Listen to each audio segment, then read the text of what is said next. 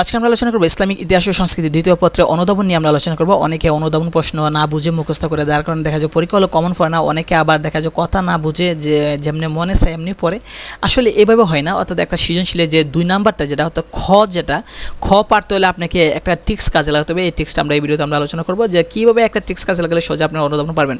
অনেকে দেখা যায় যে কী করে যে মানে অনুধাবন প্রশ্ন গাইড বই পিছনে দেওয়া থাকে বা সৃজনশীলের যে অনুধাবন দেওয়া আছে খ যেটা আছে এই খ প্রশ্নটা অনেকে ঠাড়া মুখস্থ করবে। আসলে এটা হচ্ছে ভুল ধারণা। আপনাকে প্রথমে যে কাজটা করতে হবে, প্রথমে আপনি একটা সিস্টেম করবেন যে অধ্যায় নিয়ে আপনার অনুধাবন পড়বেন সেই অধ্যায় মেইন বইটা ভালোভাবে রিডিং করেন। মেইন বইটা রিডিং করার পর আপনি অনুধাবন আসেন, দেখবেন সবগুলো পারবেন।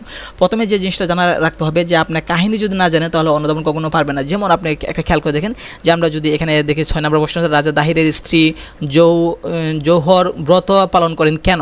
এখন এই যে কথাটা কিন্তু মেইন বইয়ে অবশ্যই এটা নিয়ে কোনো একটা মানে গল্প আছে বা এটা নিয়ে কোনো একটা মানে টপিক আছে, ওই টপিকটা আপনি পড়েন। অথবা যে আরবদের সিন্ধু বিজয়ের কারণ কি, আরবরা কেন সিন্ধু বিজয় করেছিল, এটাও একটা আলোচনা মেইন বইয়ে দেওয়া আছে। ওইটা যদি আপনি একবার গল্প আকারে রিডিং করে যান তাহলে আপনি বিষয়টা বুঝবেন। আপনি যদি ওই যে গল্প আকারে যদি আপনি মেইন বইটা পড়ে আসেন তাহলে যদি 100%-এর মধ্যে আপনি যদি 70%ও আপনার মনে থাকবে যে গল্প আকারে পড়লে, তখন এটাই আপনি বানিয়ে এসে বেঁধে দেন। আর অনেকে যদি হুটহাট করে আপনি একজনকে হুট করে আসে যদি আমরা বলি যে সিন্ধু অভিযানের প্রত্যক্ষ কারণ কীগুলো, সে কখনো বলতে পারবে না, সে বুঝবেই না যে প্রশ্নটা কী।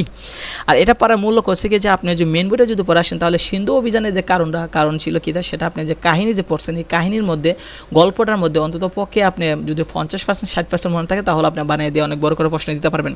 তাই অনুধাবন পারতে হলে আপনাকে প্রথমে মেইন বই পরে তারপর এখানে আসেন। আর আমরা এখানে শর্ট সাজেশন দেওয়া আছে, এই শর্ট সাজেশনটা যদি আপনি পড়েন তাহলে 100% নিশ্চিত যে আপনার এখানে যত সৃজনশীলের যত আছে অনুধাবন আছে সেগুলো 100% নিশ্চিত যে কমন পড়বে। কারণ বিগত সালের প্রশ্নগুলো এগুলো রিপিট হয় বারবার। আপনাকে খেয়াল করে দেখবেন 1919 ছিল গণ অভ্যুত্থান কী হয়েছিল বা ইয়াহিয়া সরকার বঙ্গবন্ধুর কাছে কেন ক্ষমতা হস্তান্তর করেছিল, এগুলো দেখবেন যে বারবার রিপিট হইতেছে। কারণ বিভিন্ন পরীক্ষায় যে রিপিট আসে, কিন্তু আমরা ভুল বুঝে উল্টাপাল্টা শিখি বলে মন থাকে না। তাই আপনার এইটার PDF আপনার কমেন্টে অথবা ডেসক্রিপশন বক্সে দেওয়া থাকবে, ওইখান থেকে আপনারা ডাউনলোড করে নিয়ে নিন।